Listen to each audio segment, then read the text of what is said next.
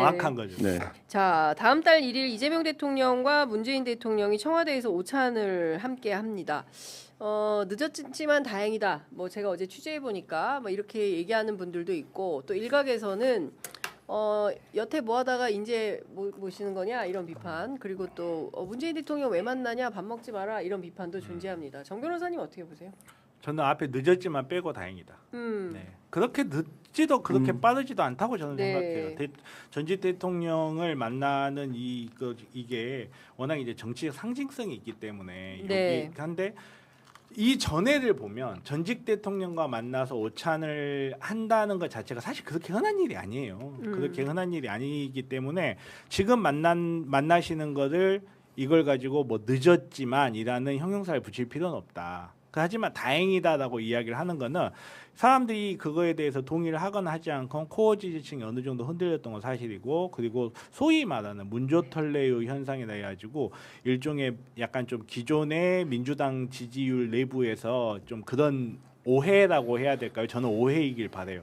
오해라고 해야 될지 이런 부분에 대해서 이재명 대통령님이 문재인 대통령 만나서 오찬을 하고 좋은 분위기를 만들어내줌으로써 그런 거 없다.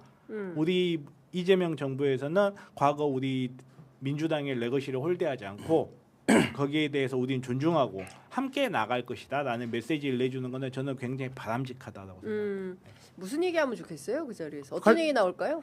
문재인 대통령의 퇴임 이후에 본인이 어떤 정치적인 상황에 그거 되는 거를 굉장히 말하자면 피해 왔잖아요. 그러니까 연루되는 거를. 딱 한 번 이제 말하자면 총선 때 그 유세 나왔던 것 말고는 거의 이제 그걸 안 하고, 그 유세도 나와서 이후에 해석과 평가에 따라서 그런 걸 하지 말아야겠다라는 생각을 굉장히 강하게 하고 그걸 실천하고 있고, 많은 국민들도 그걸 보면서 우리도 그래 저런 대통령 하나쯤 필요했어. 대통령 임기만 끝나면 감옥 가고 뭐하고 이런 게 아니라 생활인으로 돌아가서 어쨌든 시민으로 살아가는 대통령이 필요했다, 이런 인식들은 있는 거잖아요. 그게 이제 문재인 대통령이 퇴임 후에 만들어내고 있는 이미지인데, 최근의 상황들을 보면 마치 이제 문재인 대통령을 구심으로 해서 뭔가의 세력들이 결집이 이루어지고, 이 세력이 지금 이제 말하자면 민주당의 민주당에서 배출한 대통령과 맞서는 것 같은 형국, 이거 자체가 저는 문재인 대통령이 제일 피하고 싶었던 그렇죠. 그림이었을 네. 거라고 보고, 네. 그런 차원에서 이 만남이 된 거고, 그러면 오히려 역으로 물어야 되는 건 그렇게 정치적인 일에 현안에 나서지 않아도 되는 대통령의 이름을 끌어들여서, 전직 대통령의 이름을 끌어들여서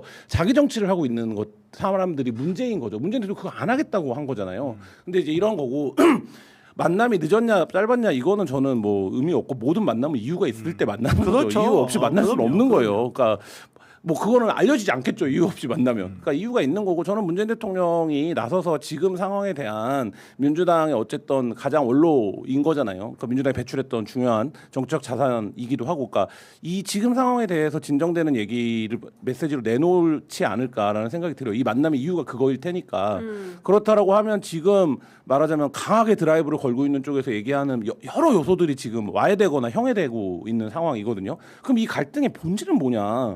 이 갈등은 그러니까 말하자면 갈등도 이유가 있어야 의미가 있는 건데, 이게 지금 의미가 있는 갈등인 것인가? 뭐 이런 부분들에 대해서는 좀 근본적인 민주당 지지층들의 어떤 정리, 이게 한번 이루어지지 않을까 싶습니다. 그러니까 멸칭 논란이 너무 심각하잖아요. 그렇죠. 듣기도 네. 민망한 수준이고, 요새는 그런 얘기도 해요. 저희가 섭외할 때 근데 그 방송은 누구를 지지하는지 다른 방송은 대충 알겠는데 취재 편의점은 누구를 지지하는지 잘 모르겠다는 거예요. 그래서 저도 어디만 나가면 너 왜 누구 편드냐, 왜 한쪽으로만 하냐. 근데 저는 그냥 객관적인 얘기라고 하는데 받아들이는 사람들이 그거에 대해서 엄청 네, 지금 민감한 진짜. 상황이라. 예. 그래서 제가 기자가 뭐 누구를 밀긴 그럼요. 누구를 미냐, 나를 민다. 네. 막 이제 이런 말씀 드리면 되게 그걸 미리 알고 출연 여부를 결정하겠다고 하시는 분들까지 있어요. 그러니까 이게 지금 그 온 유튜브 내에 일종의 이제 분파주의가 어느 정도나 심각한지, 저는 이제 그 개혁적인 보수까지는 취재 편의점이 함께 할 수 있다라고 생각을 하거든요. 그런데 이제 그걸 계속 끊임없이 이렇게 뭐 너는 되고 너는 안 되고 막, 그리고 어떤 채널은 막 우 가서 하고 어떤 채널은 가지 말고 막 이런 게 있는 거예요. 근데 저는 이제 두 분이 만나서 그런 것 좀 정리하면 좋겠다. 멸칭 논란. 근데 두 분이 그걸 정리를 해버리잖아요. 네. 그러면 멸칭 논란이 또 이게 존재하는 현실이 돼버려요. 근데 아니, 존재하잖아요. 저만 하더라도 여기 와서 이게 오해였으면 좋겠다 이렇게 이야기를 하는데 네. 대통령 두 분이 만나요. 요즘 문제 털려오라고 한다며요.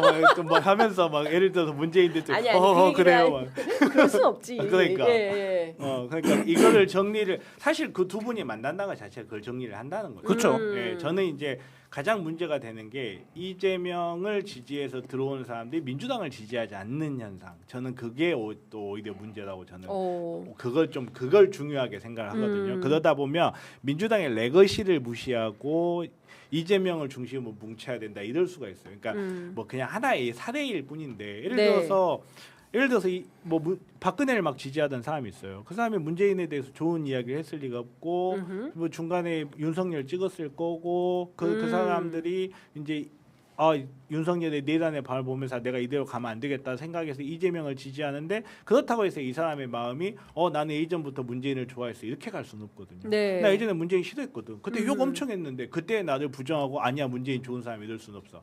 그리고 윤석열을 엄청 지지해가지고 찍어줬는데 그때 나는 잘못된 나였어 이럴 수는 없거든요. 그러면 이 사람들의 사고는 어떻게 움직이냐? 문재인이 윤석열을 만드는 바람에 지금 이렇게 됐다. 나는 이재명을 지지하는데 문재인이 윤석열을 만들었다. 이런 식의 사고의 체계가 돌아가기 마련이거든요. 네. 그 사람들은 문재인, 조국, 털보 좋아할 수가 없어요.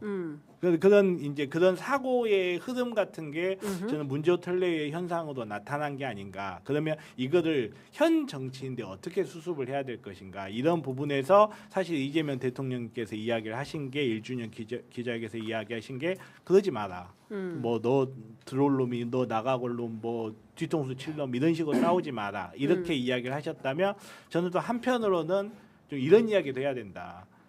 들어왔으면 들어온 집에 규칙을 지키고 그 집안의 가풍을 인정을 해줘야지 들어오라고 해서 들어갔다고 문 발로 차고 들어가면서 밥 좀 차려오너라 이러면 안 되는 거거든요. 그러니까 서로 좀 이해를 하고 존중과 배려. 그렇죠. 존중과 배려가 있어야 된다. 서로의 차이를 안다는 거는 이 차이를 어떻게 이용하느냐에 따라서 이해가 될 수도 있고 혐오가 될 수도 있어요. 그렇습니다. 근데 서로를 이해하는 게 시작이거든요. 그래서 그런 부분 좀 더 좀 깊은 논의를 해야 되지 않나. 네.